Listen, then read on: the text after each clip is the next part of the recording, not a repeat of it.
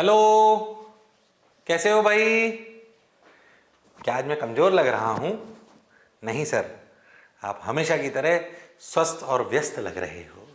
व्यस्त तो मैं तुम्हारे साथ ही हूं। क्या कहते हो भाई? अरे है कि नहीं? गप्पे लड़ाएं कि पढ़ाई करें? बोलो भाई। अच्छा पहले बता दो फटाफट सब लोग, कितने लोग नहा के आए? कितने लोग नहा के आए? मेरा हाथ खड़ा है भाई। कितने लोग नहा के आए? कितने लोग नहाए आज? फटाफट बता दो। अच्छा, कई लोगों ने झूठ बोला। कितने लोगों ने अभी भी झूठ बोला? चलो भाई, नहाने की बात हो गई, बहुत बढ़िया, बहुत सुंदर। आज का एक प्रश्न खत्म। आगे बढ़ते हैं, अपनी कहानी को आगे ले जाते हैं। लास्ट टर्न पे जो मैंने बोला था मैं उसी स्लाइड से चालू करूंगा। देखो वहीं से चालू करता हूं, आ जाओ भाई। ओ हो। याद करो अपने लास्ट टर्न पे क्या सीखा था। पिछले टर्न पे अपने बहुत सारे सेंटर मास के सवाल सीखे थे, ट्रिक भी सीखी थी, याद है? भूल गए हो? सिनेमा टाइम याद करा दूं फटाफट? याद करा दूं फटाफट? वो क्या ट्रिक थी भाई?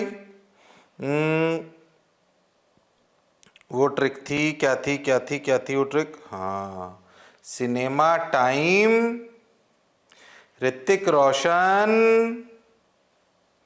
श्रीदेवी। अरे हाँ सर, कुछ याद है? HHRRRR 2 3 4 4 3 2 पाई 8 3 पाई। याद है? भूल गए? C stands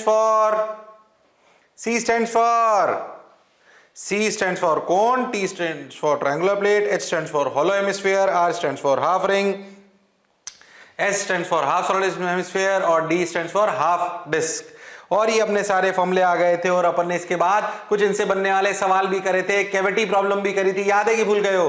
फिर मैंने आपको थ्योरी पढ़ाना चालू करी थी। आज ये थ्योरी अभी 15-20 मिनट, आधा घंटा और चलेगी। ये जो आधा घंटा अगला आने वाला है, 20-25 से आधा घंटा के बीच में, ये सुपर डुपर इंपॉर्टेंट है। इसी थ्योरी पर पूरा चैप्टर बेस्ड है, इसलिए थ्योरी है। जैसे मुझे फील के साथ याद है, आपको याद होनी चाहिए इस स्लाइड से लेकर। क्या मेरी बात क्लियर है एकदम? अरे हाँ सर, बोलो क्लियर है क्या जो मैं बोलने वाला हूं? हाँ सर, बिल्कुल क्लियर है। इसलिए ये स्लाइड जो मैंने लास्ट टाइम पढ़ी थी, इसको रिवाइज करा रहा हूं। इसी के आगे की आधे घंटे की थ्योरी है और उसी थ्योरी पर पूरा चैप्टर है। इनफैक्ट पूरी मैकेनिक्स का बेस बन जाएगा। मोमेंटम कंजर्वेशन, एनर्जी कब कंजर्व होगी, कब नहीं होगी, क्या होगा, बहुत बेस है उस पर। इसलिए वो आधे घंटे की थ्योरी बहुत इंपॉर्टेंट है। कान नाक सब खोल लो। नाक मत खोलो, कान खोल लो। अरे हाँ ना बोले यार। और दिमाग को बिल्कुल मेरे साथ अलाइन कर दो। बिल्कुल शर्माने की और घबराने की जरूरत नहीं है। क्या मेरी बात एकदम क्लियर है? हाँ सर, बात आपकी एकदम क्लियर है। तो चलो आगे चलते हैं। अगर अपन ध्यान से देखें तो अपन ने बोला भाई आरसीएम का फॉर्मूला होता है, डिफरेंशिएट कर लो तो ये वेलोसिटी ऑफ सेंटर ऑफ मास का फॉर्मूला आ जाता है। एक बार और डिफरेंशिएट कर लो तो एक्सेलरेशन ऑफ सेंटर ऑफ मास का फॉर्मूला आ जाता है। हमने बोला कि अगर हम इस m1 m2 को इधर ले जाएं तो ये हो गया m टोटल इनटू ACUM पर। अरे पर m1 a1 तो क्या f1 पर m1 a1 क्या m1 पर फोर्स है? m2 a2 क्या m2 पर फोर्स है? क्या m3 a3 क्या m3 पे फोर्स है? अरे हाँ, f1 plus f2 plus f3 plus f4। अरे पर ये तो नेट फोर्स हो गया, किस पर? सिस्टम पर। तो हम एक बात समझ पाए, ये वाली बात। तो ध्यान से देखो तो ये एक और ये एक, ये सब फॉर्मूले हैं जो आपको क्रिस्टल क्लियर याद होने चाहिए। एक बार फिर से एनिमेशन के थ्रू रिवाइज कराता हूं। देखो हमने क्या क्या करा, फिर से देखो। हमने इस वाले, ऐसे डरा मत, किताबों में से लिखा होता है, इसे चाहो तो उतारो नहीं तो मत उतारो, उतारने की जरूरत नहीं है। हमने इस डिस्प्लेसमेंट के फॉर्मूले को सेंटर ऑफ मास के पोजीशन वेक्टर के फॉर्मूले को डिफरेंशिएट करा तो हमारे पास क्या आया? सेंटर ऑफ मास का फॉर्मूला आया VCUM। फिर डिफरेंशिएट करा तो हमारे पास आया ACUM का फॉर्मूला। क्या मेरी बात एकदम क्लियर है? उतारने की कोई जरूरत नहीं, तुम कर चुके हो। तो बेसिकली बात आ गई सेंटर ऑफ मास की। सेंटर ऑफ मास का जो सिस्टम ऑफ पार्टिकल्स है, जो अलग डायरेक्शन, जो अलग अलग जगह रखे हुए हैं, अलग अलग रफ्तार से दौड़ रहे हैं, उनका एक्सेलरेशन अलग अलग है। बोलो यस और नो। तो basically we are talking about a single particle और a multiple particle system, those who are not moving with a constant acceleration और कांस्टेंट वेलोसिटी, यानी कि उन सबकी वेलोसिटी और एक्सेलरेशन अलग अलग है। अगर ऐसे समूह को जो सब अलग अलग दिशा में अलग अलग रफ्तार में दौड़ रहे हों, ऐसे पूरे समूह की रफ्तार क्या होगी, ऐसे पूरे समूह का एक्सेलरेशन क्या होगा, उसकी बात हो रही है। क्या मेरी बात क्लियर है? हां सर, बात तो आपकी क्लियर है। फिर कह रहा हूं थ्योरी इंपॉर्टेंट है, बहुत धीरे धीरे एक ही बात को 5 बार रिपीट करूंगा। क्यों? क्योंकि मुझे पता है ये दिमाग में सेट होनी चाहिए, वरना आगे की अपनी फिजिक्स बिगड़ जाएगी। अच्छा सर, ठीक। ये अपना एक्सेलरेशन सेंटर ऑफ मास, इसको अपन ने ऐसे लिख लिया MACM सिग्मा MI। रिवीजन करा रहा हूं, कोई परेशान होने की जरूरत नहीं है। क्या सिग्मा MICM इक्वल टू क्या F net on system equal to M total into ACUM। क्या यही पिछली बार भी प्रूफ करा के बताया था, उसको दोबारा रिवाइज कराया क्योंकि मुझे पता है ये इंपॉर्टेंट बात है। आपको क्रिस्टल क्लियर होना चाहिए कि हो क्या रहा है। ये सिस्टम का है, m1a1 एक इंडिविजुअल पार्टिकल का है, m1m1 उस समूह का एक हिस्सा है, यानी कि उसका एक पार्टिकल है। तो एक पार्टिकल पार्टिकल पार्टिकल मिला के एक समूह, समूह को बोला सिस्टम, सिस्टम पे कहानी चल रही है। सिस्टम का सेंटर ऑफ मास कहां होगा, सिस्टम के सेंटर ऑफ मास की वेलोसिटी क्या होगी, सिस्टम के सेंटर ऑफ मास का एक्सेलरेशन क्या होगा, सिस्टम पर F net बराबर ma कैसे लगाया जाएगा, सिस्टम पर F net बराबर मतलब एफ नेट बराबर मतलब एफ नेट बराबर मतलब m total into ACOM। Okay, crystal clear है सर, बात बिल्कुल सही है, बहुत बढ़िया, बहुत मजा आया, वाह वाह। अब क्या करें, आ जाओ। Before going to any deep dive, आप सब लोग पहले से जानते हो, फिर भी मैं एक बार और बताना चाहता हूं कि आप लीनियर मोमेंटम जानते हो नहीं जानते, मैंने उसको प्रूफ भी कराया कि अगर टोटल पार्टिकल का सिस्टम का मोमेंटम लिखना है, पहले समझो। तो अपन ने क्या करा था, इंडिविजुअल सिस्टम मोमेंटम लिख दो m1v1 plus m2v2 up to so on. पहले एक बात समझो, आप मोमेंटम का फील में एक बार पहले भी करा चुका हूं, फिर से करा रहा हूं। किसी भी इंडिविजुअल बॉडी का मोमेंटम क्या होता है पहले बताओ, m इंटू वी। इसकी फीलिंग क्या है, इसको समझने का प्रयास करो। ये आपको मैंने तब भी बताया जब सेकंड लॉ ऑफ मोशन बताया था, एफ नेट बराबर dp बाई dt, तब मोमेंटम की फील कराई थी, वापस वही बोल रहा हूं। मोमेंटम क्या है, mv। मैंने बोला 100 किलो का आदमी और 10 किलो का आदमी, या 100 किलो का आदमी और 50 किलो का आदमी, वापस वही बात रिपीट कर रहा हूं। अगर सिर्फ ऐसे पूछूं कि 100 किलो और 50 किलो में से किसको रोकना मुश्किल है, खाली अपन डायरेक्ट ये नहीं बोल सकते कि 100 किलो के आदमी को रोकना मुश्किल है। ऐसा क्यों, मान लो कि 100 किलो के आदमी की रफ्तार है 10 मीटर पर सेकंड, पर सोचो 50 किलो के आदमी की स्पीड है 40 मीटर पर सेकंड, तो इसका मोमेंटम कितना हुआ, 100 इंटू 10 1000।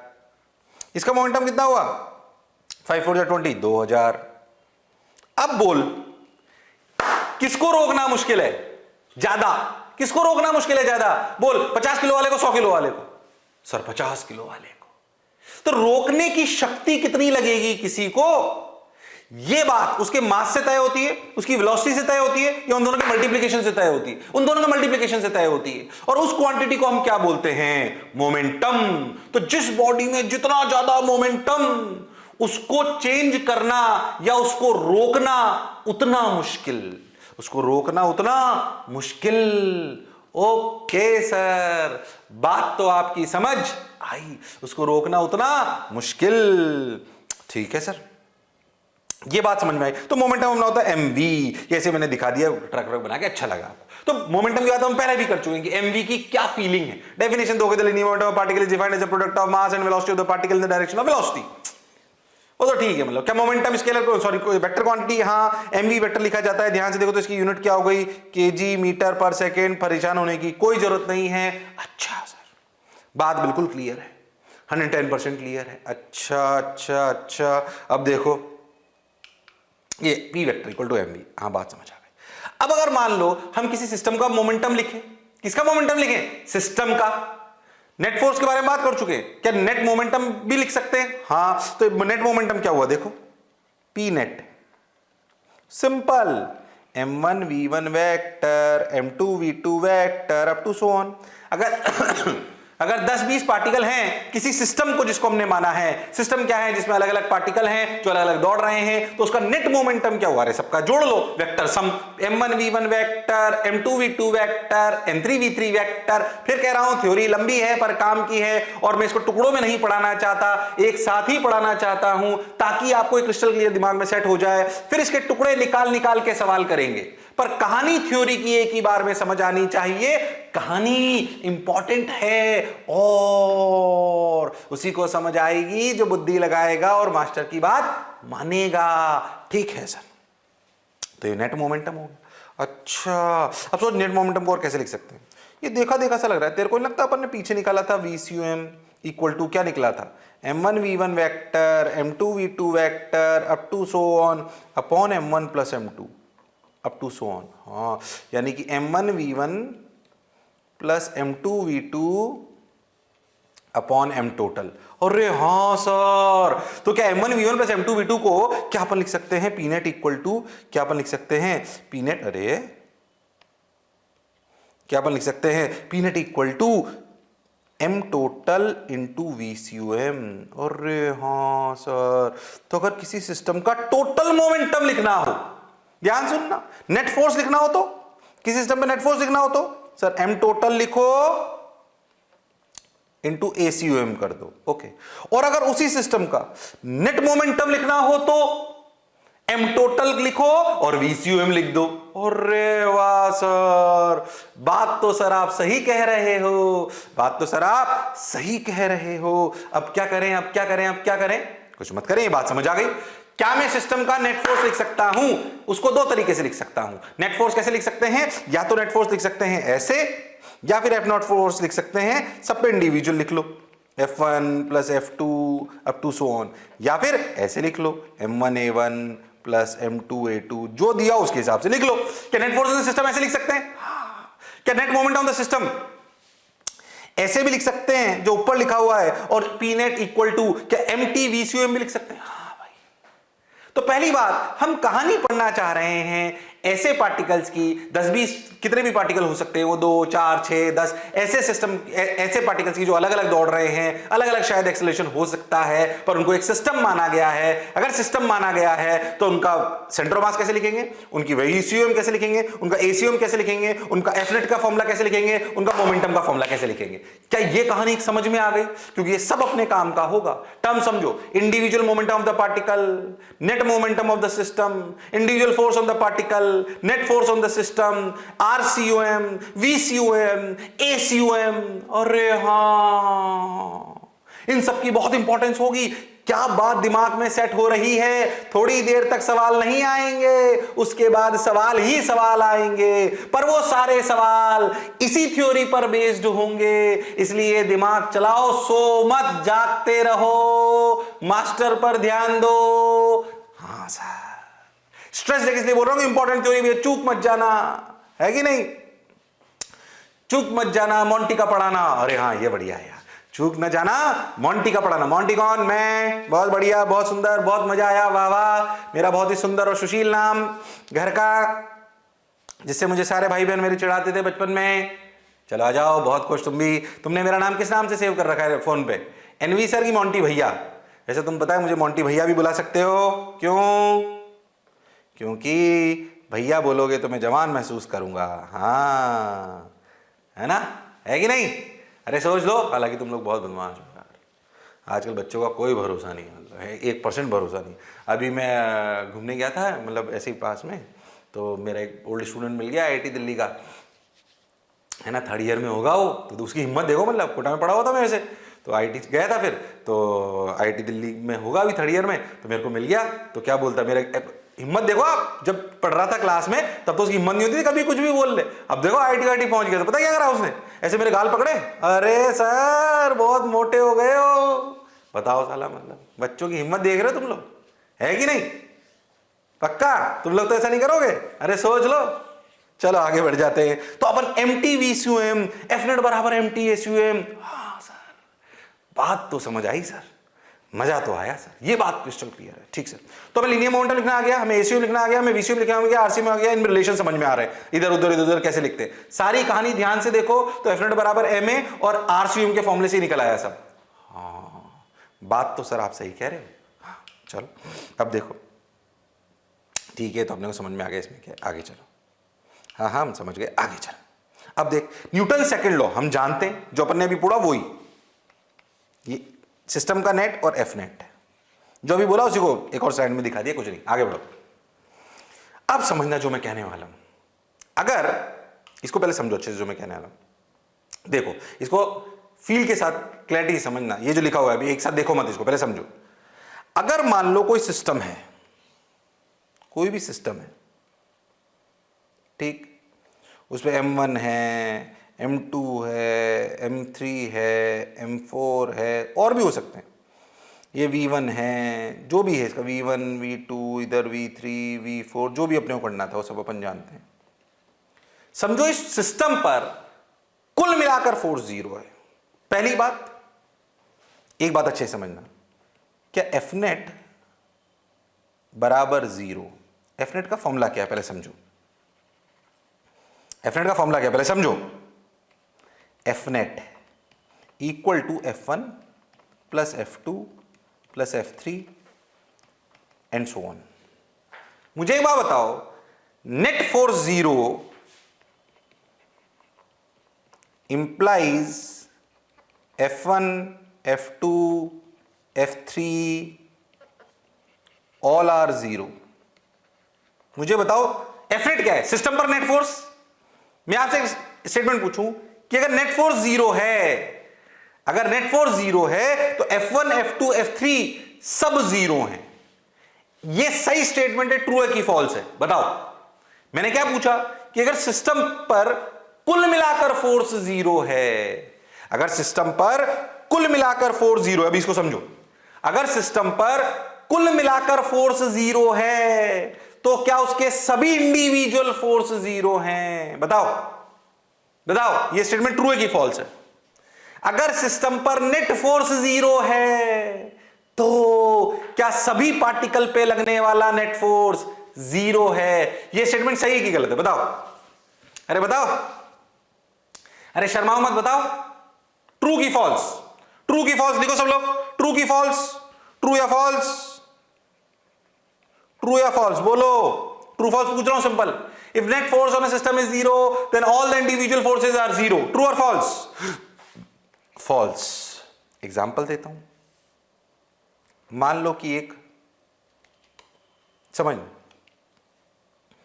मान लो एक प्लस चार्ज है, प्लस क्यू, ये माइनस क्यू, या प्लस क्यू मान लो इसको भी। बोलो इन दोनों में अट्रैक्शन की रिपल्शन? Sir repulsion. ओहो, क्या जितना फोर्स ये इस पे लगाता है उतना ही, क्या ये पढ़ा हुआ होगा तुमने, कभी जीवन में सुना होगा इलेक्ट्रोस्टैटिक फोर्स?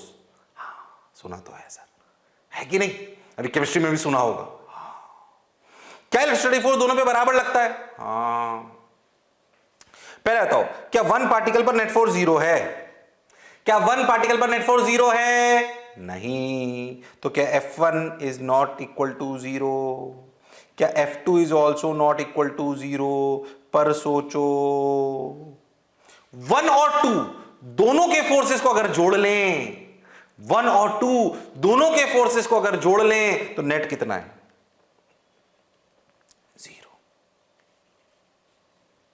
हाँ, तो पहली बात, एक बात समझे, क्या नेट फोर्स 0 होना जरूरी है? ऐसा जरूरी नहीं, पर अगर 0 हो नेट फोर्स, जैसे कि इस एग्जांपल में हो रहा है, आप सोच के देखो, ग्रेविटेशनल दो, आपने सुना होगा ये तो कि भाई दो पार्टिकल्स, दो मास m1 m2, क्या दोनों एक दूसरे को अट्रैक्ट करते हैं? पर जो दोनों एक दूसरे पे ग्रेविटेशनल फोर्स लगता है, अगर तुमने कभी थोड़ा बहुत पढ़ा हो तो क्या ग्रेविटेशनल अट्रैक्शन दोनों पे बराबर होता है? हाँ, तो फिर से यही कहानी होगी। F1 पर 0 नहीं 0 होगा, F2 पर नहीं 0 होगा, पर क्या नेट पर 0 होगा?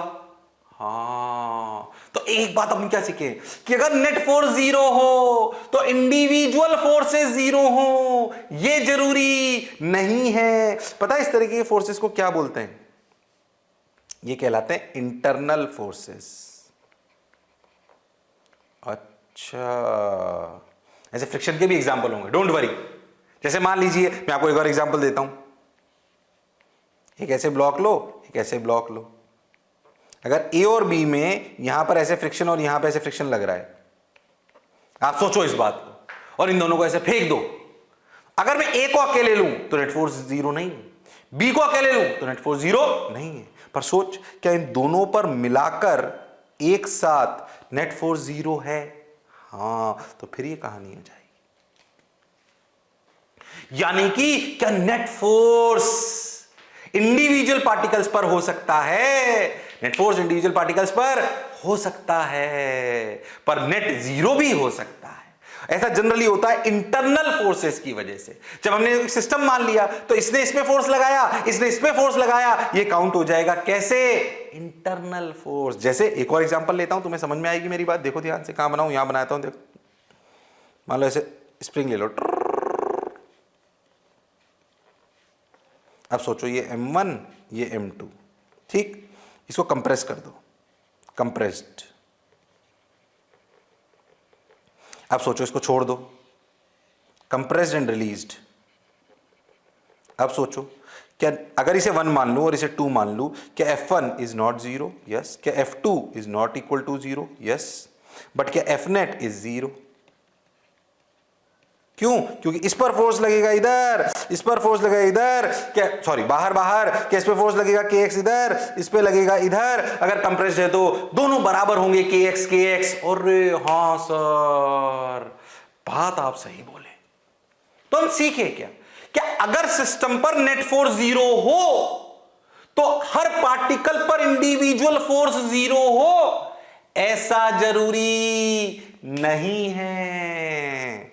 अच्छा, फिर से सुन, क्या बोला मैं कि अगर नेट फोर्स सिस्टम पर जीरो हो तो हर पार्टिकल पर इंडिविजुअल फोर्स जीरो हो? ऐसा जरूरी नहीं है। फिर कह रहा हूं, धीरे धीरे लिखिए और दिमाग में रटते जाइए। पूरे चैप्टर की थ्योरी अगले मैक्सिमम थ्योरी आधे घंटे में खत्म हो जाएगी, उसके बाद सवाल ही सवाल हैं। अच्छा,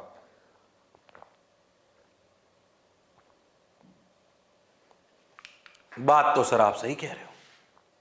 अब ध्यान सुनना जो आने वाला है।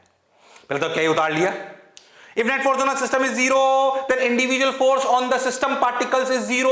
ये जरूरी नहीं है, ऐसे लिखना है तुमको। If net force on a system is zero then individual forces on the particles is zero. ऐसा जरूरी नहीं है, इंडिविजुअल फोर्सेस आ सकते हैं इंटरनल फोर्सेस की वजह से।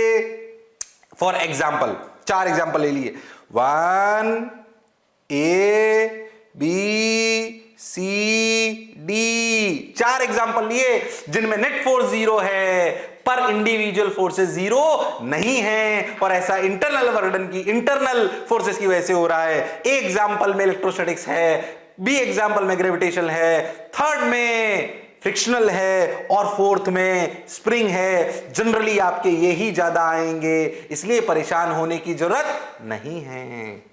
ठीक सर, ये बात क्रिस्टल क्लियर है। Net force on the system is zero then individual forces zero, ये जरूरी नहीं है। इंटरनल फोर्सेस की वजह से इंडिविजुअल फोर्सेस नॉन जीरो हो सकते हैं। हाँ, कैसे? एग्जांपल आपके सामने। अच्छा, चल मैं जैसे इसी से एक और कहानी बोलता हूं। क्या कि अगर कोई बोले कि acceleration of centre of mass equal to zero implies a1 a2 a3 dot dot dot all are zero, true या फॉल्स? अगर तूने मेरी बात ध्यान सुनी तुरंत आंसर देगा इसका। बोल, कोई बोले कि अगर सेंटर ऑफ मास का एक्सेलरेशन जीरो है तो a1 a2 a3 सारे एक्सेलरेशन जीरो हैं। ये स्टेटमेंट सही है कि गलत है? अरे बोलो। अरे यही तो स्टेटमेंट है, दिस स्टेटमेंट इज दिस। क्यों? अरे इसको m से मल्टीप्लाई कर दो सब तरफ, तो ma1 f1 बन गया, ma2 f2 बन गया। अरे तो ACUM जीरो हो सकता है, पर जैसे इस सवाल में कि acceleration of centre of mass zero होगा, हाँ।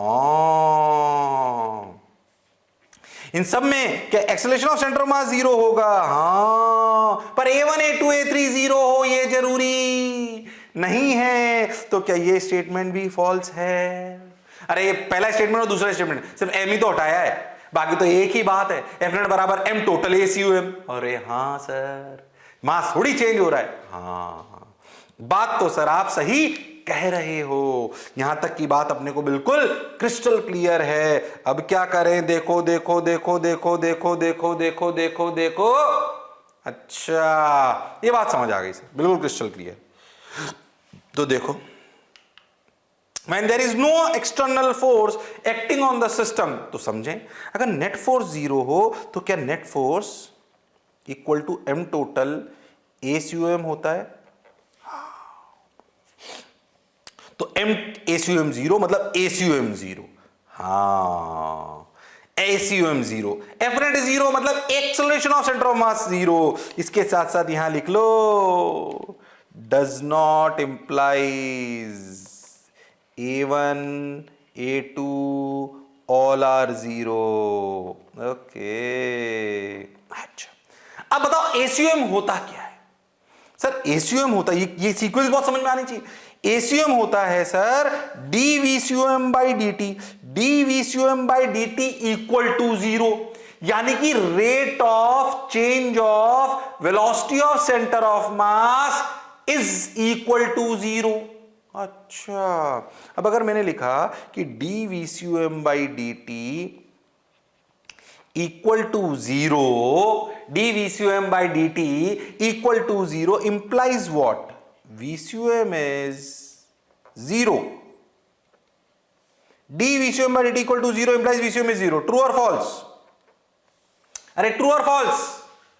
अरे ट्रू और फॉल्स? फॉल्स. किसी भी चीज का रेट अगर 0 हो, ये वैसी ही बात है कि अगर dv वेक्टर बाई dt 0 हो तो एक्सेलरेशन 0 है.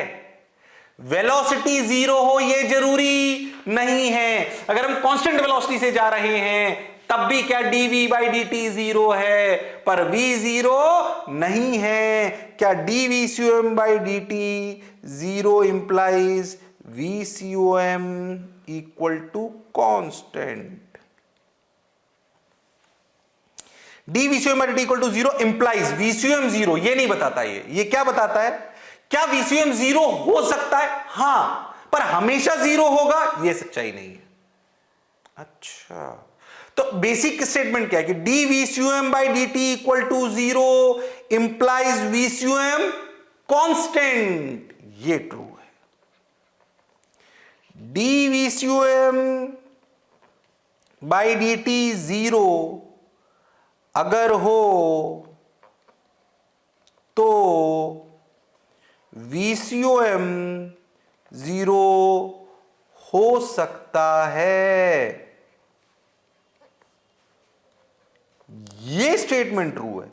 ये फर्स्ट स्टेटमेंट और थर्ड स्टेटमेंट, इन दोनों बातों में अंतर है कि dVcum by dt 0 हो तो ये पक्का बता देता है कि Vcum 0 होगा. नहीं, क्या d यानी कि acceleration of centre of mass अगर 0 हो, dVcum by dt है क्या? Acceleration of centre of mass.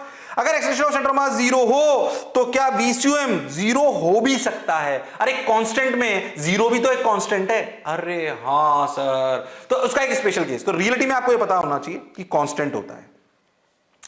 अगर acceleration of centre of mass 0 है यानी कि नेट फोर्स 0 है. कहानी को थोड़ा सा समझते हैं. अगर नेट फोर्स 0 है उससे डायरेक्ट इंप्लाई होता है कि Vcum कांस्टेंट है. इसका एक स्पेशल केस, ऐसा हमेशा हो ये जरूरी नहीं है. स्पेशल केस क्या कि Vcum क्या हो जाए? 0. स्पेशल केस पे हम सवाल पढ़ेंगे इसलिए इसको ऐसे कर रहे हैं. क्या F net बराबर 0, Acum 0, Acum 0, Vcum कांस्टेंट. उसका एक स्पेशल केस जब Vcum क्या हो जाए? 0. अच्छा सर, बात समझ आई. ये कहानी अभी खत्म नहीं हुई, अभी तो आगे चलेगी बहुत सारी बातों के साथ और बहुत सारे छोटे छोटे कंसेप्चुअल सवाल आएंगे इस प्रकार के ट्रू फॉल्स वाले. ठीक है, इसलिए इसको ध्यान से समझो जो मैंने बोला है, क्योंकि अब मेरे सवालों के आंसर धीरे धीरे आप देना चालू करोगे. इस पे कंसेप्चुअली मल्टीपल करेक्ट में, सिंगल करेक्ट में, सब में, अलग अलग तरीके में बहुत सारे सवाल आ सकते हैं, है ना? बोलो क्लियर है क्या? अरे सोच लो. अरे हाँ ना बोलो. हाँ सर. 4 ऑप्शन दे देगा, पूछेगा कौन सा सही है. ऐसे सवाल आ सकते हैं. चलो भाई ठीक, उतार लो इसको फटाफट. अरे इसको उतार लो फटाफट, फिर आगे बढ़ता हूं. शर्माओ मत.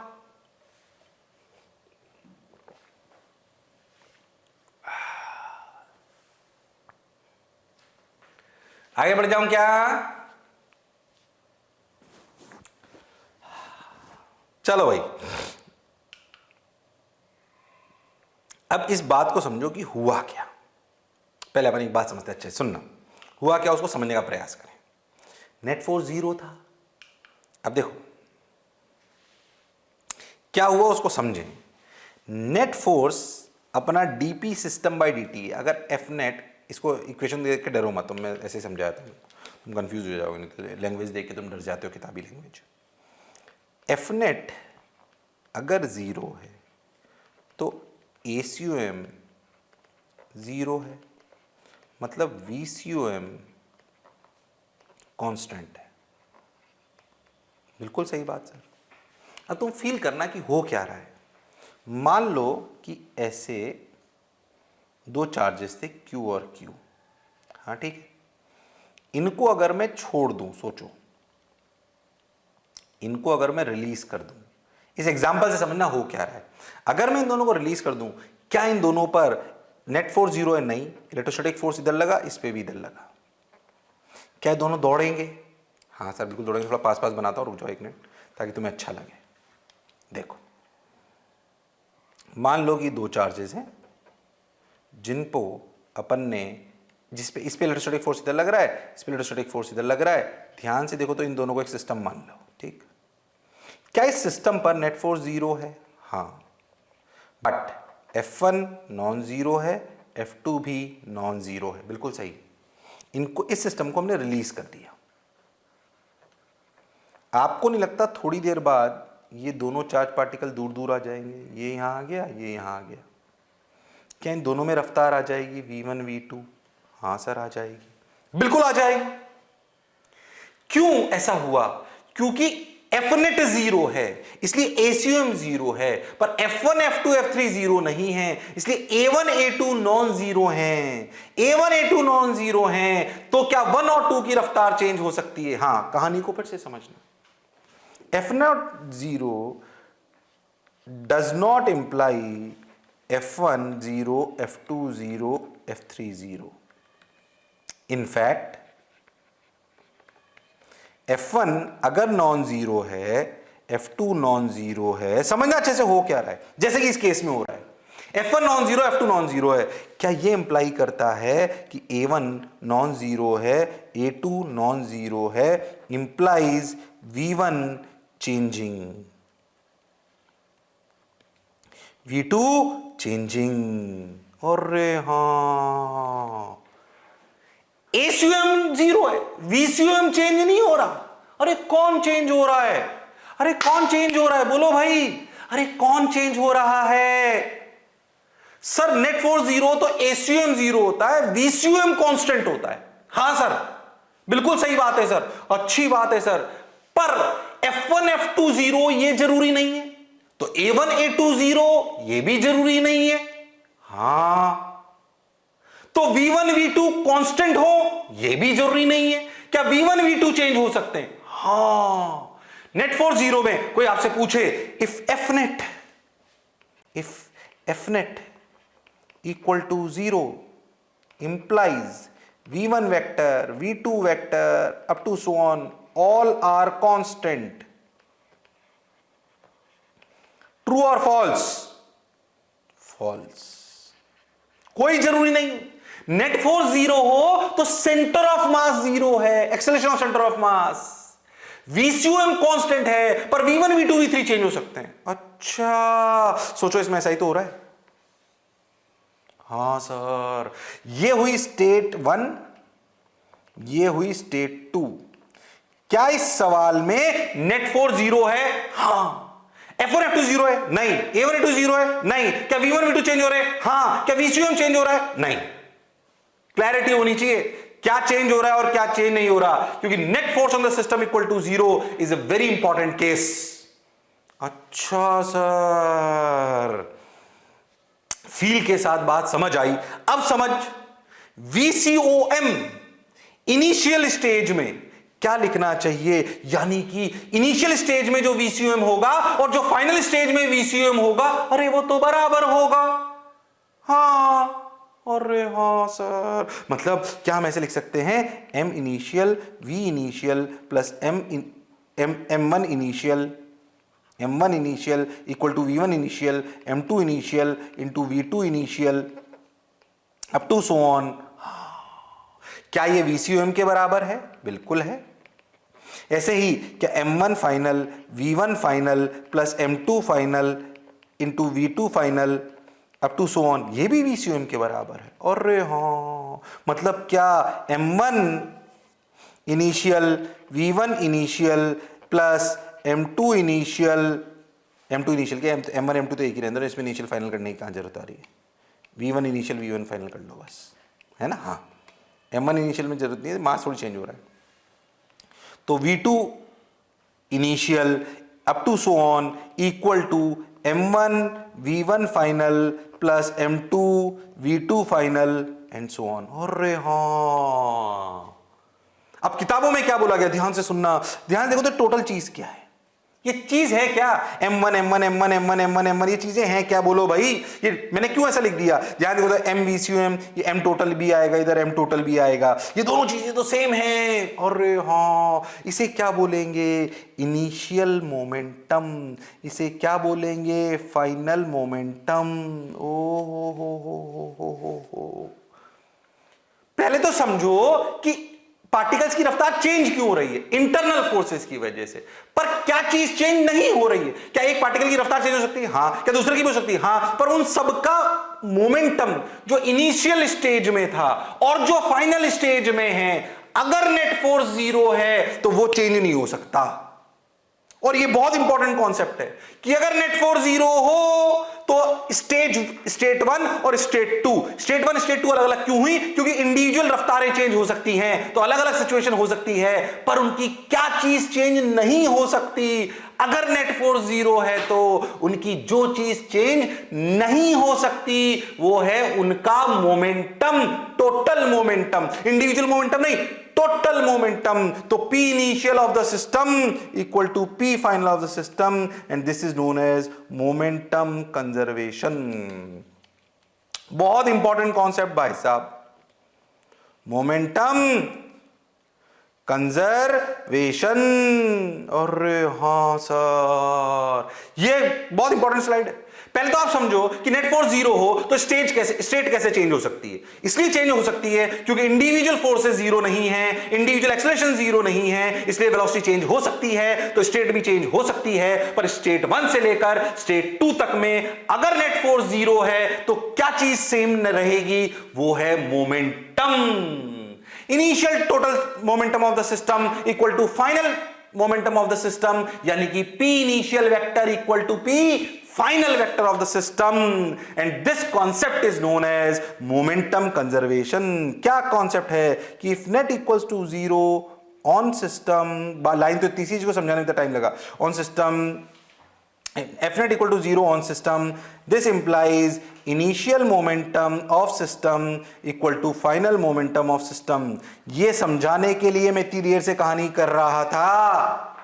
हो, पर इसके बीच में कहानी बहुत है। नेट फोर्स मतलब 0 मतलब ACUM 0, VCUM कांस्टेंट। अच्छा,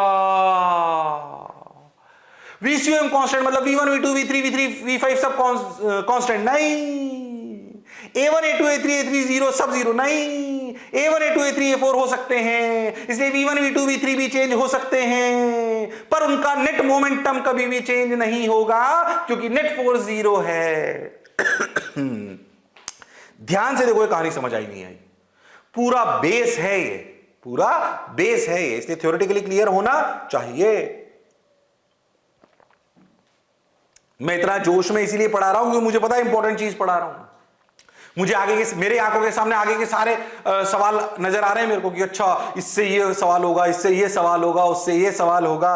क्या मेरी बात क्लियर है? अरे सोच लो, अरे हाँ ना तो बोलना पड़ेगा।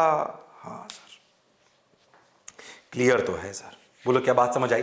अरे सोच लो फिर से एक बार। नेट फोर्स 0 मतलब ACUM 0 मतलब VCUM 0, ये जरूरी नहीं है। VCUM कांस्टेंट 0 का एक स्पेशल केस हो सकता है जिस पे अपन आगे सवाल करेंगे, बात करेंगे। ACUM 0 मतलब A1 A2 A3 A4 0, ये जरूरी नहीं है। VCUM कांस्टेंट मतलब V1 V2 V3 V4 constant नहीं।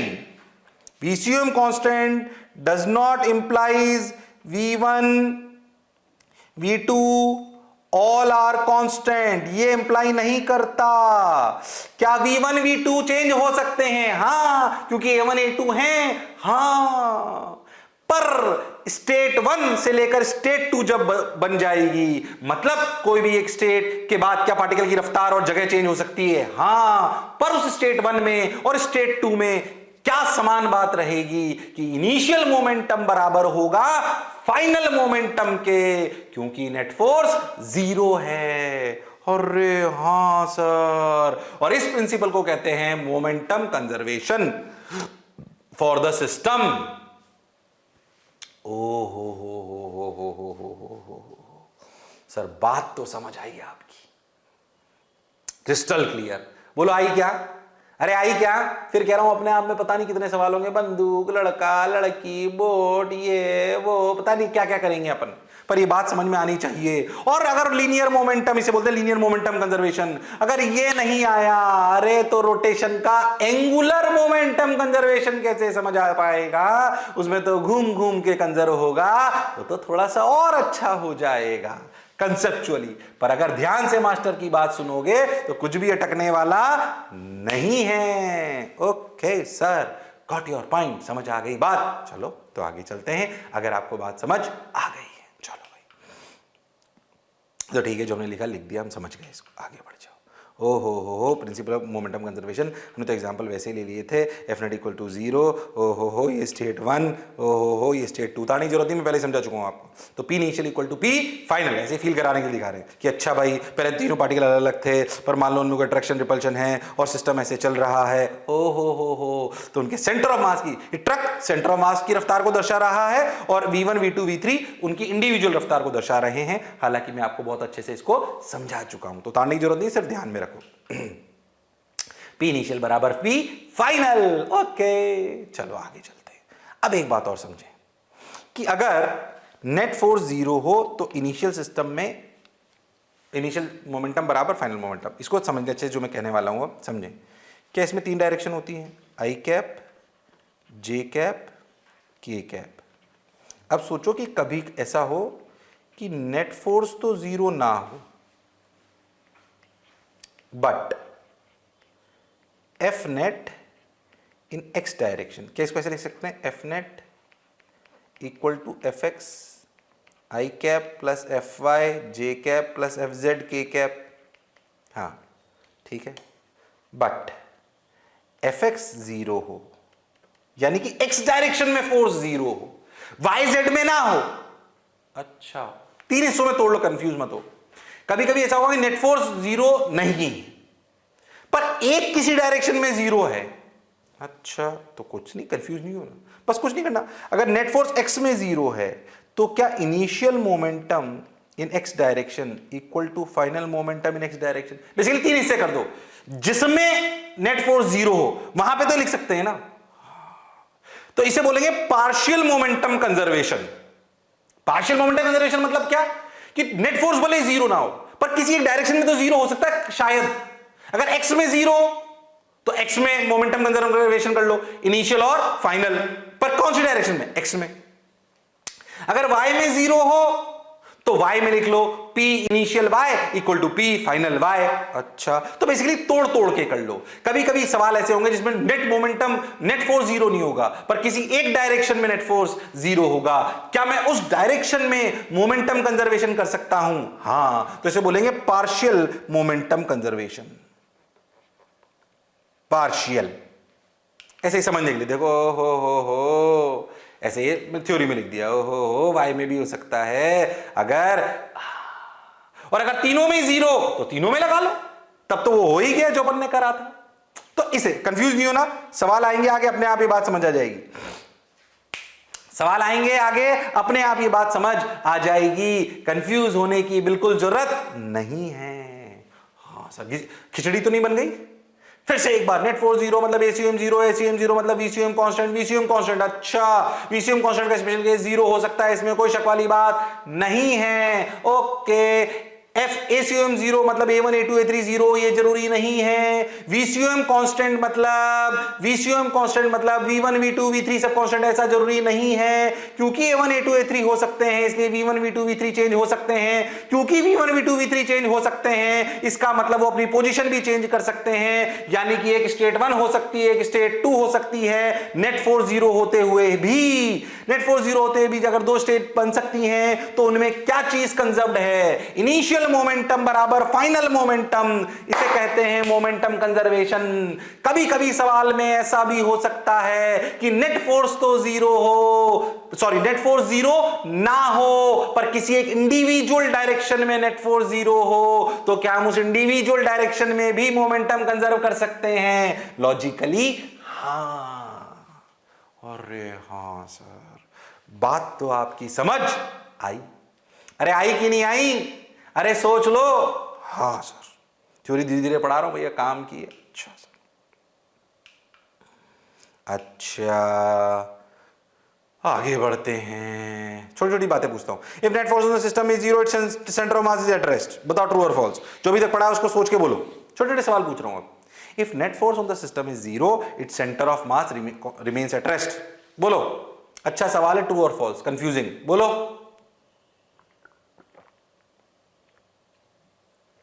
है उसमें से जो अभी तक पढ़ाया है।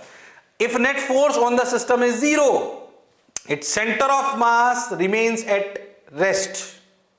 बोलो। ये ऑप्शन दिया तेरे को एक, बोल, सोच के बोल। अरे सोच के बोल, अरे सोच के बोलो, अरे बोलो बोलो, अरे पक्की बात, अरे सोच लो, बोलो, अरे बोलो भाई, अरे बोलो भाई, अरे बोलो भाई। ट्रू की false? If net force on the system is zero, its centre of mass remains at rest. पता है आंसर क्या है? फॉल्स। एफ नेट जब जीरो होता है तो VCUM कांस्टेंट होता है। जीरो हो भी सकता है और नहीं भी हो सकता है, पर जीरो हो ये जरूरी नहीं है। जैसे मैं आपसे बोलूं कि मान लो एक ट्रक है, तेरे को एग्जांपल समझ में आ जाएगा। ऐसे ट्रक ले लो, इसमें ना वो दो ऐसे ऐसे स्प्रिंग लगा के मासेस लगा दो। ये ट्रक पहले से 10 मीटर पर सेकंड से जा रहा था, ठीक। अब सोचो ये 1 kg या 2 kg जो भी आपको रखना हो। अब सोचो अगर इन स्प्रिंग ब्लॉक सिस्टम में इनको दबा के ट्रक के अंदर दबा के छोड़ दो, तो ट्रक के साथ तो जाते ही रहेंगे ना। तो सेंटर ऑफ मास की रफ्तार तो वही रहेगी ना जो ट्रक की थी, 10। हाँ, इनकी अलग अलग हो जाएगी। अरे हाँ, तो क्या इन दोनों में नेट फोर्स जीरो है? हाँ बिल्कुल है। पर सेंटर मास की रफ्तार तो 10 ही रही। हाँ बिल्कुल सही। हाँ, तो अगर नेट फोर्स जीरो हो तो सेंटर ऑफ मास रेस्ट पर हो, यह जरूरी नहीं है। हो सकता है पर जरूरी नहीं है। इसलिए स्टेटमेंट ट्रू है कि फॉल्स है। It centre of mass remains at rest. थोड़ा और अच्छा स्टेटमेंट करना हो तो ऑलवेज। अब ये पक्का फॉल्स है। क्या सेंटर ऑफ मास रेस्ट में हो सकता है? हाँ हो सकता है, पर हमेशा गारंटी हो ये जरूरी नहीं है। तो स्टेटमेंट को थोड़ा और अच्छा कर लो। If net force in the system is zero, its centre of mass remains at rest always. नहीं, ये गलत है, ये फॉल्स है स्टेटमेंट। ओके, और देख, false. If net force on the system is zero, the kinetic energy of the system remains constant. Again थोड़ी सी अच्छी बात, बोलो बोलो, जो मैंने पीछे बताया उसे सोच के बोलो, बोलो, अरे बोलो बोलो, अरे बोलो बोलो, अरे बोलो मेरे लालो। If net force on the system is zero, the kinetic energy system remains constant. बोलो फटाफट बोलो, अरे बोलो। If net force on the system is zero, the kinetic energy of the system remains constant. Confusing statement again. दोनों statement अच्छे पूछे मैंने, जो पढ़ाया उसमें से ही।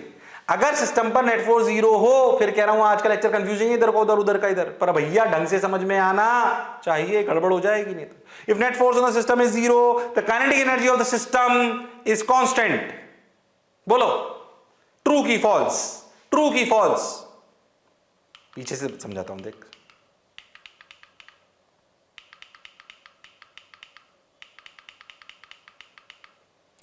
इस एग्जाम्पल को देख, इस एग्जाम्पल। इसलिए उस स्टेटमेंट का आंसर तो तेरे को वैसे ही पता पड़ जाएगा। इस सिस्टम में इनिशियल काइनेटिक एनर्जी क्या है? जीरो। सोच, फाइनल जीरो है क्या? नहीं। क्या काइनेटिक एनर्जी चेंज हो गई? हाँ हो गई, जबकि नेट फोर्स जीरो था। जबकि नेट फोर्स जीरो था, देख।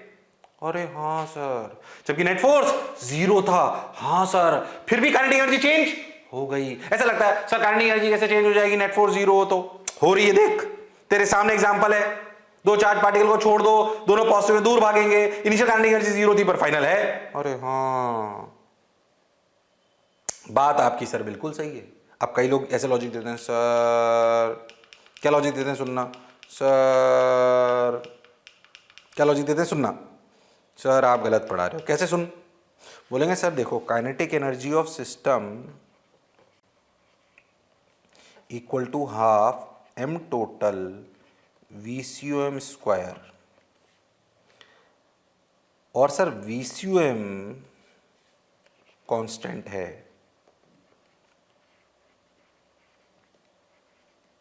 Therefore kinetic energy of system is equals to constant. Therefore sir ये स्टेटमेंट तो सही होना चाहिए, पर सर जो आपने पीछे एग्जांपल लिया उसमें तो गलत हो रहा है। बताओ क्या गलती है? ये लॉजिक तो सही लग रहा है सर। अगर कोई बच्चा मेरे को लॉजिक दे दे तो मेरे पास इसके डाउट का आंसर होना चाहिए। बोले सर इस स्टेटमेंट में मैं आपको एक बात बताऊं sir, kinetic system half m total VCUM square, और सर VCUM तो कांस्टेंट है क्योंकि नेट फोर्स 0 है। हाँ सर, तो काइनेटिक एनर्जी भी कांस्टेंट होनी चाहिए। हाँ सर, तो चेंज कैसे हो सकती है? पर सर पिछले एग्जांपल में तो चेंज हो रही थी। कौन सा एग्जांपल? यही वाला चार्ज Q वाला, कि Q को रिलीज कर दो तो कुछ देर बाद उनकी रफ्तार V1 V2 आ जाती है। Fnet 0 एक लाइव एग्जांपल है हमारे पास। Fnet 0 but kinetic energy is changing. हो बच्चे ने बोला सर जो आप कह रहे हो उससे तो लग रहा है कि काइनेटिक एनर्जी चेंज हो सकती है, पर सर जो मैं कह रहा हूं उसमें तो लग रहा है थ्योरेटिकली की काइनेटिक एनर्जी चेंज नहीं हो रही। तो बताओ इसमें क्या गलती है? बताओ क्या गलती है? अरे बताओ क्या गलती है? फिर कह रहा हूं कंसेप्चुअल बातें कर रहे हैं, बताओ क्या गलती है? अरे बोलो। यानी कि इस स्टेटमेंट में जो बच्चे ने मेरे को बोला वो कुछ तो गलत है, क्योंकि प्रैक्टिकली हमें समझ में आ रहा है कि नेट फोर्स 0 हो तो काइनेटिक एनर्जी चेंज हो जाती है, हो भी रही है तेरे सामने। अरे हाँ, अगर सोच दो स्टार्स को ऐसे छोड़ दो तो क्या उनमें ग्रेविटेशन अट्रैक्शन होगा, उनमें नेट फोर्स 0 होगा, भले कुल मिलाकर दोनों पर क्या दोनों पास आके अपनी रफ्तार बढ़ा लेंगे? हाँ सर, ये बात तो आपकी बिल्कुल सही है। अब क्या करें, अब क्या करें, अब क्या करें, अब क्या करें, अब क्या करें? कुछ मत करो, ध्यान से सुनो। बताओ क्या गलती है? बताओ भाई क्या गलती है? अरे बता दो क्या गलती है? सर गलती, ध्यान से सुन, मैंने ऐसा कोई फॉर्मूला नहीं बताया। कंफ्यूज मत होना। Fnet बराबर m total into acceleration of centre of mass, correct. Net momentum equal to m total into velocity of centre of mass, correct. But kinetic energy net equal to half of m total into VCUM का square, गलत। मैंने ऊपर के दो फॉर्मूले बताए, ये नहीं बताया। ये मन से सोच मत लेना, बच्चे सोच लेते हैं अरे ये गलत है, ये गलत, ये फॉर्मूला है ही नहीं, ऐसा कोई प्रूव ही नहीं करा हमने। अरे हाँ सर, Fnet बराबर MACUM, सही। नेट मोमेंटम बराबर m टोटल इंटू VCUM, सही। काइनेटिक एनर्जी टोटल बराबर half m total into VCUM square, गलत। ये नहीं है फॉर्मूला, ये है ही नहीं। अच्छा, तो सर फिर काइनेटिक एनर्जी नेट लिखते कैसे हैं? ध्यान से सुनना, ये गलत है, this is wrong. Kinetic energy of the system लिखने का सिंपल तरीका, half individual kinetic energy, half m1 v1 square, half m2 v2 square, half m3 v3 square. और kinetic energy of the system ही लिखने का तरीका गलत है, ध्यान दो, इसलिए ये लॉजिक गलत है। अरे ये फॉर्मूला है ही नहीं। तो किसी भी सिस्टम की तीन चीजें, नेट फोर्स कैसे लिखते हैं, नेट मोमेंटम कैसे लिखते हैं, और काइनेटिक एनर्जी कैसे लिखते हैं। तो काइनेटिक एनर्जी लिखने का तरीका ऐसा नहीं है, half m total VCUM square, it's a wrong thing. और उसकी काइनेटिक एनर्जी कैसे लिखते हैं, half m1 v1 square, half m2 v2 square, half m3 v3 square. ये एनर्जी का खेल है। अच्छा सर, ये एनर्जी का खेल है, इसको लिखने का तरीका अलग होता है, इसीलिए ये स्टेटमेंट भी फॉल्स है। और हाँ, सोच दोनों बातें कितनी बढ़िया थी, कंसेप्चुअल क्लैरिटी थी। और क्या हम ये एक और इंपॉर्टेंट बात सीखे, स्टार मार्क लगा लो। Fnet m total ACUM, Pnet m total VCUM, kinetic energy net half m total VCUM square, गलत। ऐसे लिखते हैं भाई, this is the correct way, ये ऐसे। अरे हाँ सर, खिचड़ी तो नहीं पक गई? एफ नेट 0 पे साला कितनी सारी कहानी है। एफ नेट बराबर 0 तो एसीएम 0 तो वीसीएम कांस्टेंट, ओ हो उसका स्पेशल केस 0 हो सकता है, ओ हो अच्छा एफ नेट 0 मतलब एसीएम 0 पर एसीएम 0 का मतलब a1 a2 a3 a4 0 ये जरूरी नहीं है। वीसीएम कांस्टेंट का मतलब v1 v2 v3 कांस्टेंट हो ये भी जरूरी नहीं है। v1 v2 v3 चेंज हो सकते हैं, मतलब सिस्टम की स्टेट चेंज हो सकती है, पर स्टेट 1 और स्टेट 2 में क्या सेम है? और इनिशियल मोमेंटम बराबर फाइनल मोमेंटम। अरे हाँ सर बहुत बढ़िया। क्या इनिशियल मोमेंटम बराबर फाइनल मोमेंटम क्या तोड़ तोड़ के भी कर सकते हैं? नेट फोर्स 0 ना हो पर अगर एक डायरेक्शन में 0 हो तो क्या वहां पर एक ही डायरेक्शन में मोमेंटम कंजर्वेशन कर सकते हैं? हाँ सर कर सकते हैं। और एक और बात सीखे कि एफ नेट बराबर M total ACM, P net बराबर एम टोटल वीसीएम, पर काइनेटिक एनर्जी नेट बराबर half M total VCM square नहीं है। उसको लिखने का तरीका बेसिक है, इंडिविजुअल काइनेटिक एनर्जीज।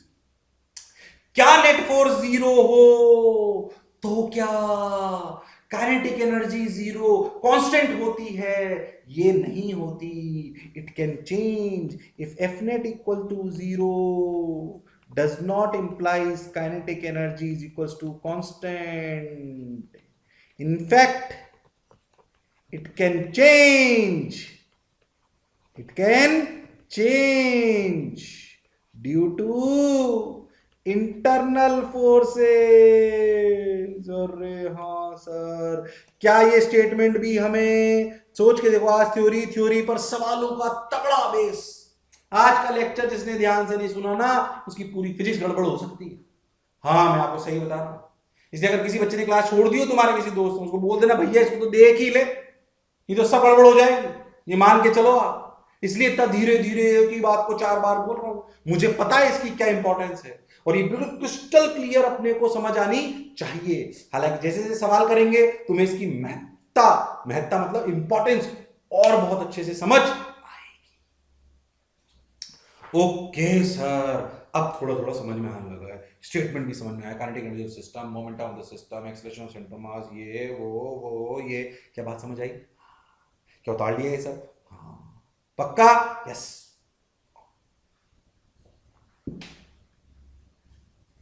एक एक दो बार लिख लो एक एक ही बात को, जबरदस्त जोरदार मजेदार शानदार।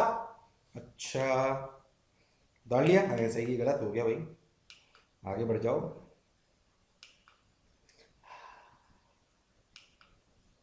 ये तो इंटरनल फोर्सेस की बात अपन कर रहे हैं। हाँ समझिए, आगे बताओ। ये तो हम समझ गए सर। हाँ ये बताओ statement, if the centre of mass of the system is at rest momentum is conserved. उल्टा स्टेटमेंट सुनिए, एक सवाल के रूप में पूछ रहा हूं, बताओ। ये सब सवाल है ट्रू फॉल्स वाले, बोलो। If the centre of mass of the particle is at rest momentum is conserved, मतलब अगर ये है तो दिस इंप्लाइज दिस। ये ट्रू है कि फॉल्स है? बताओ। If the centre of mass of the system is at rest momentum is conserved, ये स्टेटमेंट ट्रू है कि फॉल्स है? बताओ। खुद को बुद्धि से ट्रू और फॉल्स सही देना है, गलत मत करना।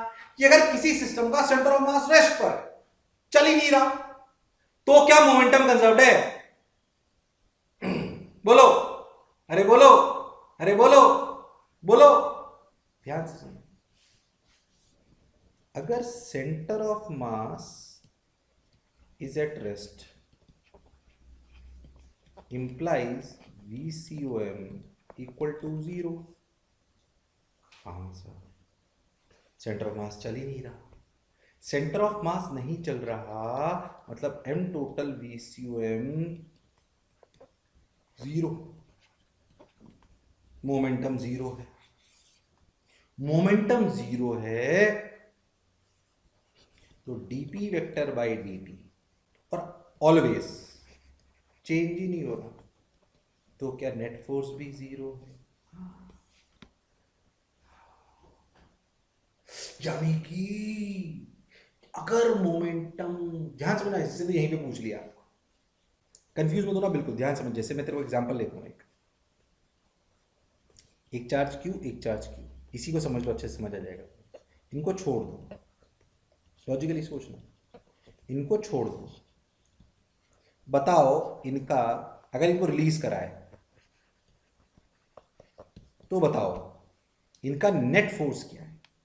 इनका नेट फोर्स क्या है? 0। बिल्कुल सही सर। अच्छा, अब इस सिस्टम को देखो आप। इस सिस्टम की V1 इनिशियल कितनी है? 0। V2 भी कितनी है? 0। ओके, तो VCUM क्या है? 0। और VCUM 0 है और नेट फोर्स भी 0 है, तो VCUM तो चेंज हो ही नहीं सकता। हाँ, पर क्या स्टेट चेंज हो सकती है? हाँ, ये V2, ये V1। तो यहां से लेकर यहां तक क्या चीज कंजर्व्ड है? मोमेंटम। यानी कि ये स्टेटमेंट ट्रू है। अगर सेंटर ऑफ मास रेस्ट पर है तब तो भैया, सेंटर ऑफ मास रेस्ट पर है तो भैया कुछ हो ही नहीं रहा, सेंटर मास तो चल ही रहा। एसीएम, अगर VCUM 0 है तो ACUM भी तो 0 है। हाँ सर, बिल्कुल 0 है। ऐसे समझो, VCUM 0 ऑलवेज, इंस्टेंटेनियस नहीं, VCUM 0 always implies ACUM 0, yes, implies FNet 0, correct, implies P initial बराबर P फाइनल, बिल्कुल सही। अरे हाँ सर, बात तो आप बिल्कुल सही कह रहे हो। क्या मेरी बात समझ आई है रामलालो, श्यामलालो? अरे सोच लो, अरे guaranteed. The center of mass of the system is at rest, momentum is conserved. Yes, true. एक और देखो, if the momentum of the system is conserved, center of mass is at rest. उल्टा कर दिया इसको। If the momentum of the system is conserved, center of mass is at rest. बोलो बोलो, true की फॉल्स? ये फॉल्स है। क्यों? वो एग्जांपल जो भी ट्रक वाला लिया था, ये ट्रक 10 से चल रहा है, इसमें से स्प्रिंग को कंप्रेस करके छोड़ दो, तो क्या VCUM की वैल्यू 10 ही रहेगी? पर क्या मोमेंटम कंजर्व है? पर क्या सेंटर ऑफ मास रेस्ट पर है? नहीं। हाँ, momentum conserved, but VCUM is moving with constant velocity. Okay, बात समझ आ गई। तो अगर सेंटर ऑफ मास रेस्ट पर हो तो मोमेंटम पक्का कंजर्व है, पर मोमेंटम कंजर्व हो तो सेंटर ऑफ मास पक्का रेस्ट पर हो, जरूरी नहीं। सेंटर ऑफ मास की रफ्तार कांस्टेंट होती है। अच्छा, कंफ्यूज मत होना। If momentum is conserve implies center of mass is moving with constant velocity.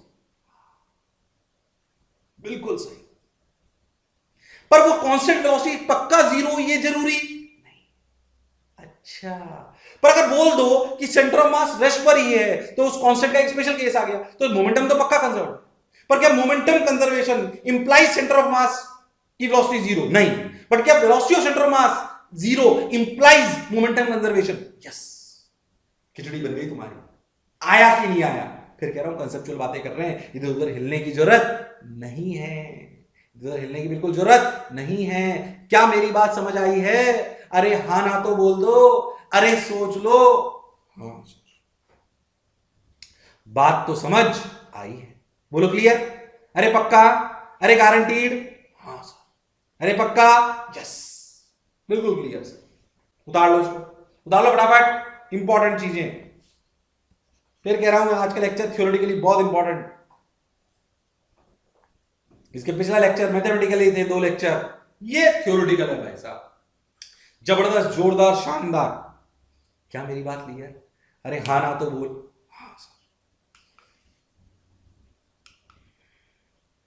अगर नेट फोर्स 0 हो तो काइनेटिक एनर्जी कांस्टेंट, ये सब लिखा चुका हूं मैं। अगर नेट फोर्स 0 हो तो काइनेटिक एनर्जी कांस्टेंट हो, ये जरूरी नहीं है। काइनेटिक एनर्जी सिस्टम ऐसे लिखी जाती है, अगर नेट फोर्स 0 हो तो सेंटर ऑफ मास रेस्ट पे हो, ये जरूरी नहीं है। सेंटर ऑफ मास में भी एट रेस्ट और मूविंग विद कांस्टेंट वेलोसिटी, जो अपन ने भी सवालों के रूप में करा ना, उसको इंपॉर्टेंट पॉइंट लिख के लिखा रहा हूं मैं। बोलो clear?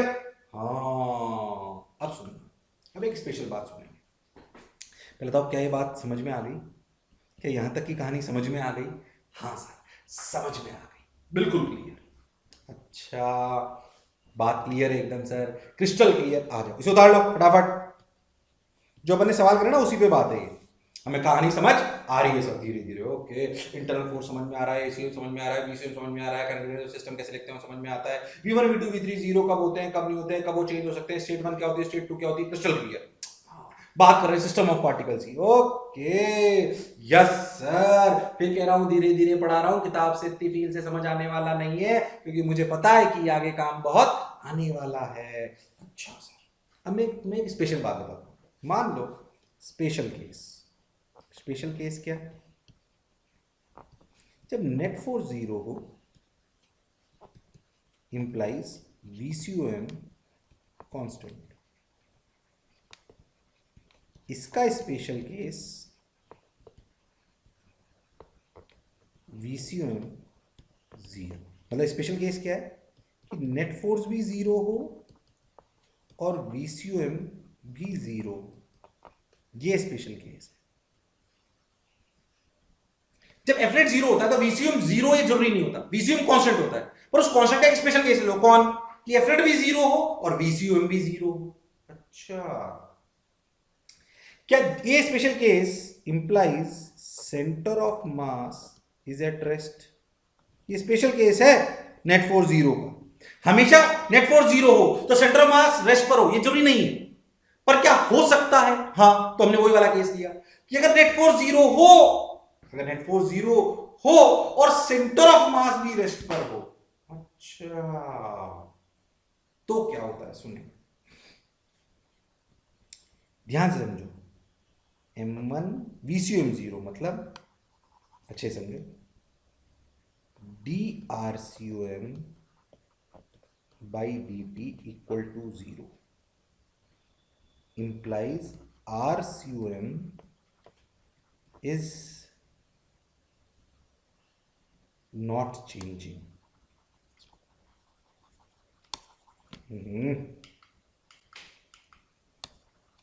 RCOM is not changing, मतलब सेंटर ऑफ मास अपनी जगह चेंज नहीं कर रहा। नेट फोर्स 0 हो तो और सेंटर ऑफ मास की रफ्तार 0 हो तो हमें यह पता पड़ा, इसका मतलब सेंटर ऑफ मास नहीं चल रहा, मतलब सेंटर ऑफ मास की पोजीशन चेंज नहीं हो रही। पर क्या M1 M2 M3 चेंज हो सकते हैं? हाँ, जैसे मान लो ये एक चार्ज क्यू, ये एक चार्ज क्यू, दोनों को छोड़ दो, रिलीज्ड, इसी एग्जांपल से समझा रहा हूं बार बार, छोड़ दो, क्या दोनों दूर भागेंगे? क्या कुछ देरी के बाद सिचुएशन ये हो जाएगी? हाँ सर, मान लो कि ये x1 चला और ये x2 चला, पर सोच के देखो तो सेंटर ऑफ मास नहीं चला। सेंटर ऑफ मास वही है, क्योंकि नेट फोर्स भी 0 था, इनिशियल रफ्तारें भी 0 थी, तो इनिशियल सेंटर मास की रफ्तार भी 0 थी, तो सेंटर मास चला ही नहीं। तो याद कर, ऐसे सवाल जब अपन ने करे थे तो अपन क्या करते थे? याद कर, अपन बोलते थे RCOM equal to M1R1 plus M2R2 up to so on M total. ठीक, अगर अपन इसे डिफरेंशिएट करते थे तो RCOM तो कांस्टेंट हो गया, तो 0 equal to M1 dr1 plus M2 dr2, मतलब change in R1 R2 R3। यानी कि याद कर, अपन इसको ऐसे लिखते थे M1 x1 बराबर M2 x2। क्या तो चेंज वाले सवाल कराए थे कि बताओ कितना हिलाएं इसको कि सेंटर ऑफ मास वहीं रहे। अरे हाँ सर, क्या तो टू बॉडी सिस्टम में करा था कि सेंटर ऑफ मास वहीं रहे। अरे हाँ सर, ये वही कहानी है, ये वही कहानी है। अभी इसलिए कंफ्यूज मत हो। तो basically M1 change in M1, M2 change in M2, ऐसे समझो, आप ऐसा कर सकते हो। इस कहानी को कैसे लिख सकते हो? m1 delta x1 plus m2 delta x2 equal to 0। ये मतलब है इसका। m1 उसमें कितना चेंज हुआ, m2 उसमें कितना चेंज हुआ, इन सभी का समेशन 0 होना चाहिए। अगर आप एक को लेफ्ट एक को राइट ले लो तो m1 x1 बराबर m2 x2, क्या ये इसी की एक शॉर्ट ट्रिक है? और हाँ सर, x1 को लेफ्ट लिया x2 को राइट लिया, तो अगर x2 को पॉजिटिव लोगे तो x1 को नेगेटिव ले लोगे, तो m1 x1 बराबर m2 x2 तो आएगा। अरे हाँ सर, अगर इसको देखो तो ऐसे तो लिखोगे, क्या लिखोगे, कैसे लिखोगे, m1 इसे 1 मान लो, अगर इधर पॉजिटिव मान रहे हैं तो माइनस x1 लिखेंगे plus m2 into x2 equal to 0। तो ये कहानी आ गई। अरे हाँ सर, तो नेट फोर्स बराबर 0 और VCM भी 0 हो। फिर से सुनना, नेट फोर्स बराबर 0 ये नहीं बोलता कि VCM 0 हो, पर क्या हो सकता है, इसे एक स्पेशल केस बनाया और ये पता पड़ा कि सेंटर ऑफ मास हिलेगा ही नहीं। अगर सेंटर ऑफ मास हिलेगा ही नहीं तो क्या ये लिख सकते हैं? अरे हाँ सर, बिल्कुल लिख सकते हैं, 110% लिख सकते हैं। अच्छा हाँ, क्या इस स्पेशल केस पे एक सवाल करा दूं? आज के लेक्चर की सिर्फ थ्योरी शानदार, थ्योरी धीरे धीरे पूरी घंटे थ्योरी पढ़ाई, तुम्हें टाइम लगा पर काम की बात थी। एक सवाल कराया था, फिर अगले टाइम से सवाल ही सवाल। बोलो क्लियर? अरे सोच लो, अरे पक्का? हाँ सर बिल्कुल। तो आ जाओ, एक सवाल करते हैं। ये तो हो गया, बात समझ आ गई, आगे आ जाओ। हो एग्जाम्पल बोलो, सोच लो। अरे पक्का? चलो एक काम करो, तुम इसको ना होमवर्क आज सिर्फ थ्योरी। ये सवाल अच्छा है, आसान नहीं है। और बताइए उसी केस का सवाल है। कौन से केस का? नेट फोर्स बराबर 0 हो तो मोमेंटम, सॉरी, नेट फोर्स बराबर 0 हो और वेलोसिटी सेंटर मास 0 हो। टाइम हो गया क्योंकि मैं इसको होमवर्क दे रहा हूं, और अगले टर्म पे बस सवाल ही सवाल है। थ्योरी ढंग से पढ़ के आना प्लीज यार, गड़बड़ मत करना, बिल्कुल गड़बड़ मत करना। मैं पूरा रिवाइज नहीं करा पाऊंगा क्योंकि वो अपने आप में बहुत इंपॉर्टेंट है। इस सवाल को लिख लो फटाफट, होमवर्क। सवाल समझा रहा हूं, लैंग्वेज की जरूरत नहीं। सुंदर कन्या है, प्लैंक पे खड़ी है, प्लैंक और ग्राउंड के बीच में कोई फ्रिक्शन नहीं है, पर सुंदर कन्या और ब्लॉक के बीच में है। सोचो, सुंदर कन्या अगर प्लैंक पे चलेगी तो क्या प्लैंक पीछे जाएगा? ये सोचो पहले। अगर सुंदर कन्या प्लैंक पे चलेगी तो क्या प्लैंक पीछे जाएगा? क्यों? क्योंकि सुंदर कन्या प्लैंक को पीछे धकेलेगी और प्लैंक सुंदर कन्या को आगे धकेलेगा। ओ तो सवाल ये है कि जब सुंदर कन्या दूसरे एंड पर पहुंच जाएगी, किसके? प्लैंक के, तो बताओ सुंदर कन्या डिस्टेंस प्लैंक कितना पीछे आ जाएगा? अच्छा, इसी सवाल से कहानी को चालू करूंगा। क्या आप ट्राई कर सकते हो? अरे क्या आप ट्राई कर सकते हो? अरे हाँ ना बोलो, टाइम हो गया, जल्दबाजी नहीं करते हैं। बढ़िया समझाएं, क्रिस्टल क्लियर। बोलो क्या थ्योरी समझ आई कि नहीं आई? डर तो नहीं लगा? नहीं सर, डरना नहीं है। आज का लेक्चर थ्योरी प्रॉपर्ली बेस्ड। क्या मेरी बात एकदम क्लियर? अरे हाँ सर, अरे पक्का, अरे सोच लो। Yes sir, got your point. क्या मेरी बात एकदम क्लियर? पक्का। चलो भाई, तो अगले टाइम पे फिर मिलते हैं इसी जोश और जुनून के साथ। पढ़ते रहिए, लड़ते रहिए, मास्टर की बात सुनते रहिए। तब तक के लिए see you, sayonara, take care, bye bye.